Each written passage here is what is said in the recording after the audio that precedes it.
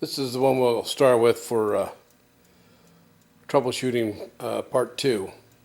Part 1 is more on the tools that we use and the types of oil. And if you hear an echo here, I apologize. We're in the student classroom in the back, and it kind of echoes in here when there's nobody around, so I had to apologize for that. But it's a lot more room back here for being able to shoot some videos, and worked out a little bit better for us. So we'll get started now, and thanks for Mike, and I'm one of the owners of mybenchjeweler.com. That's our website. And as you know, we have been sending out oil kits for how to clean and oil your clock. And today we're going to start a new series called Cleaning Your Clock and Troubleshooting. So the troubleshooting is arrived because now that we have 2,000 or 3,000 of these kits out on the market, we do get a few emails in, and some people are a little confused about what's going on and why it didn't work or what not. So what we want to do is create a troubleshooting video so that you can go to the troubleshooting video and see if you can find the same problem that others have had. Now, bear in mind, there's only a handful of problems that were issues that people were having. So there's not a lot we can go through, but as more and more of them come up, we'll keep adding them to the video, and hopefully eventually we can put out a troubleshooting video CD, and might help a lot of people. So when you're cleaning your clock, we want to get you to start looking at a few extra things that we never even thought of, and might help before you move too far into the clock. So what we're looking at today is part 2, and I'll probably put it up before I put up part 1, but I got to get this particular clock finished, and it's a nice customer clock, and it was a good one to work with. What happened with this one is that the bushings were so wore out, and there's one here, and there was one, let's see there, put one, I think I pretty well bushed the whole thing. There's a new bushing, and a new bushing. So all those were so wore out that the shaft were bouncing up and down. You could actually see the shafts move up and down as you put pressure on the gear. And so because of that, this clock had to be tore clear down and serviced and put back together. So if that happens to you, there's not a lot that oil will do for you. But here's the thing. You have to clean the clock first so you can see whether you have any problems. Usually these things are so loaded up with black, you know, I hate to say it, but it's just dust and stuff that has collected on your clocks. And it's not because your missus or you weren't a good cleaner. It's just these microscopic charges of particles are attracted to the oils. And so your bushings over a long period of time fill up. And so there's a lot of grease in them. So you need to use your cleaners like this one here, and you want to loosen up the dirt in here, and then you want to use your little cleaner, and you can either use the CRC spray that I recommend, or you can go to your Ace Hardwares or your Menards or your Home Depots or any of the others, and get yourself a quart of odorless mineral spirits, and you can put a little bit of that in a paper cup, and you can dip this into that, and that will also clean those, and it might be a little cheaper than the spray is. And I hesitate with that spray because I don't want people to spray in with a tube and trying to spray these out. You do not want to get that spray on your plates. It leaves a film, and we don't want that. So with that, there are a few questions. Can I use DW40? And the answer is absolutely not. Can I use 3-in-1 oil? Absolutely not. These are all caustic oils, and they will eat into your plate. They may over time eat the lacquer coating off of your brass plates. Most of the newer clocks are sprayed with a lacquer to keep the plates from tarnishing. So don't use spray oils. Do not spray your clock. That is a problem that we've already run into. And so I had to tell the guy, and you already sprayed it, and he sprayed the gears, he sprayed the top, the back. He says, well, what do I do now? So the answer to that is you'll have to remove the clock out of your cabinet or your case, and you'll need to find a little plastic carton, at least an inch or two on longer than what your clock is. Put your clock in there.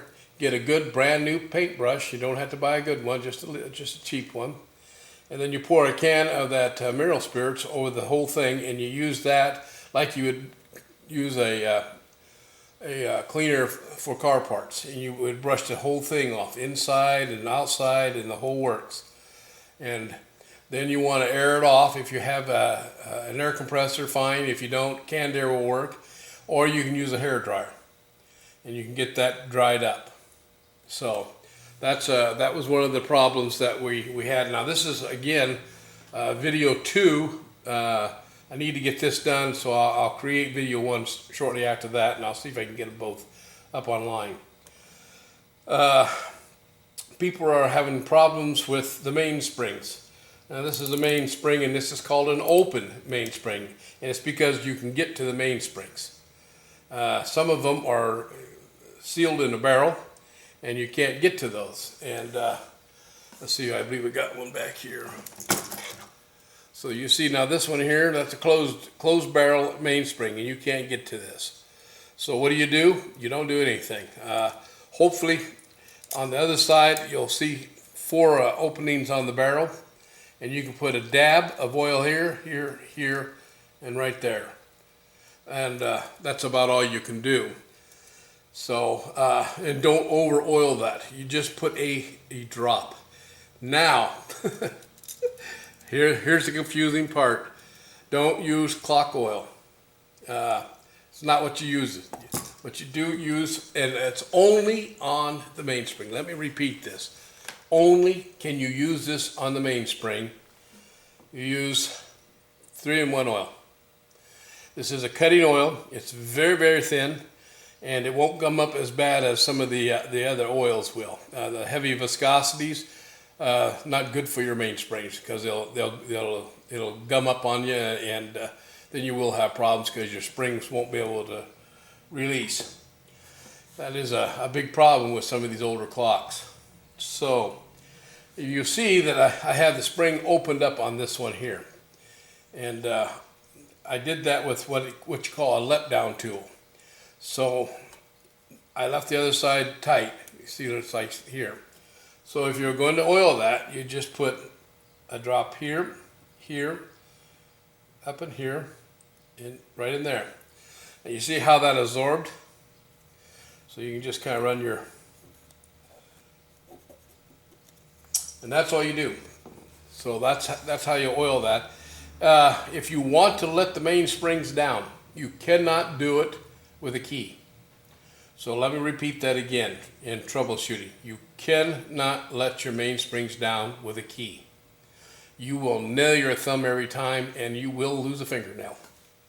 So don't do it unless you have a letdown tool. So we'll look on this side. Well, what is a letdown tool? Well, I can get them for you.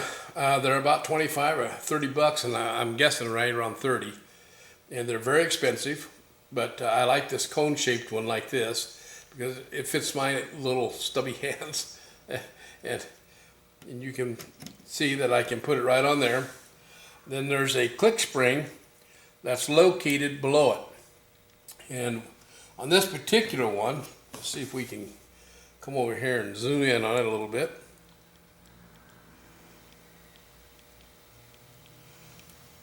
Okay, it's right here. See if I can get a better shot of that for you.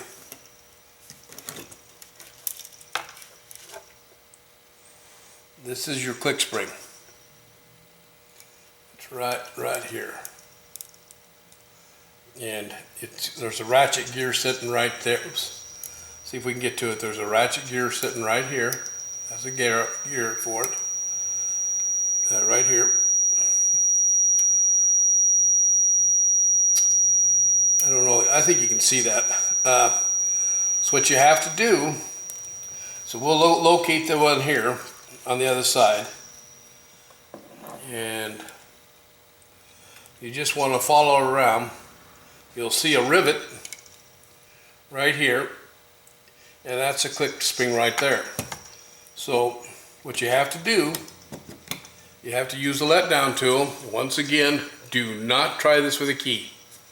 Once that click is out of the way, that thing's going to spin if you try to use a key. So I'm going to just put a little pressure on, like I'm winding it, and I'm going to let the spring down. Now the springs are totally down, and you can see how they kind of separate a little bit. I'm doing that. Okay. Now there's a different way that you want to clean those if you want to go that route. If not, just oil it 4 places like I showed you, and make sure your oil soaks in, and move on from there. And unless you have a letdown key, like I said, don't try and undo those. I'm almost scared to tell you that. I lost a fingernail or a thumbnail. I was trying to hold the key and I didn't have the right letdown tool, and it got away from me, and that key just beat me. And I'll tell you what, I cried. I think I sat down and cried. I even peed my pants. So don't attempt to let the mainsprings down unless you have a letdown key. So let's kind of go back out here. I hope we got a good shot of what we were doing there. But next we're going to go ahead and show you how to clean those if you do let them down.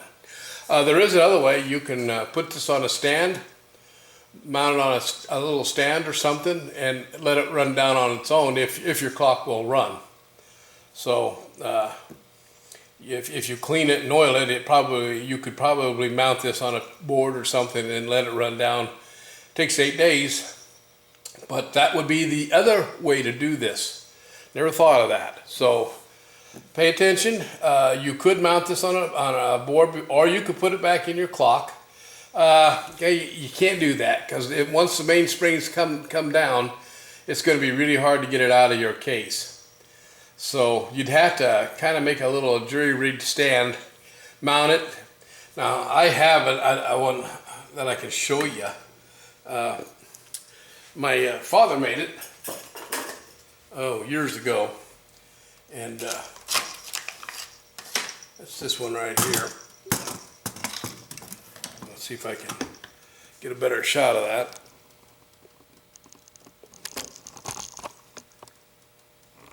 Yeah, there it is. And you mount the clock in these 2 plates here. So that might give you an idea how you could kind of come up with a little contraption or an L-shaped board that you could mount it on, and like an L shape, and then mount it on the board and then let it run down that way. Then you can oil it the way I'm going to show you. So I'm going to shut down for just a minute. We'll come back on, and I'll show you how to do it. Now that we're back, this side of the mainspring is bracketed or looped over your clock, so it can't go anywhere. Then the other side is your wind-up side. So what you want to do is remember, 3-in-1 is the only oil that I recommend you use on your mainsprings, and no place else. I'm just going to keep saying that because I don't want people to get the wrong idea. You can't use this for anything else. So now we want to set this up, and we don't want it to get away from us, but it might, because it's kind of hard to show you. But you pull this out, and you're going to pull it as far out as you can, and hopefully your spring won't coil on you, but if it does, it goes back. You can straighten it back out. All right. Now you've oiled the mainspring properly, unless you take the whole clock apart. All right, and there is why you do it. You see the amount of dirt that's on that, even after this was all ultrasonically cleaned, and it was. There's still a bunch of dirt on that mainspring. And that's what you're trying to get away from. That's a varnish or it's grease, and it's. But now that this is nice and clean, we don't want to touch it again, and we'll do the other side. So once again, we'll go to this side, and I just put a little oil on there, and we're going to find where the loop's at. The loop's right here, so we're going to pull from the other side, and I'll see if I can get in there and show you how I do it. Okay.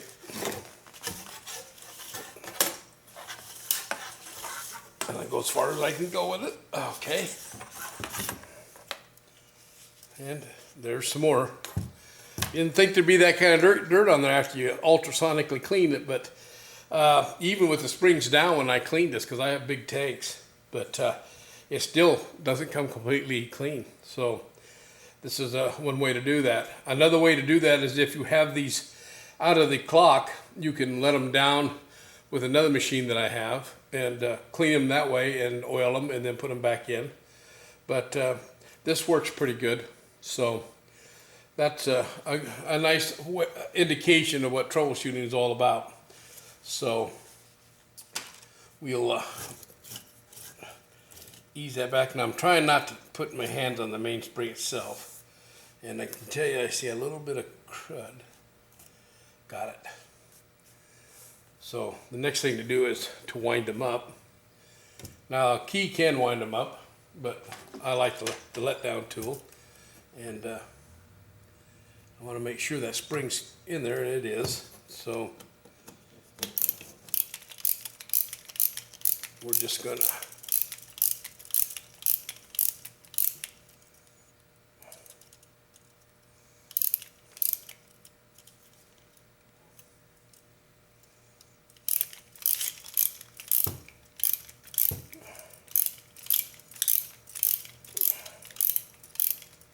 there we go. Now we'll get the other side wound up a little bit.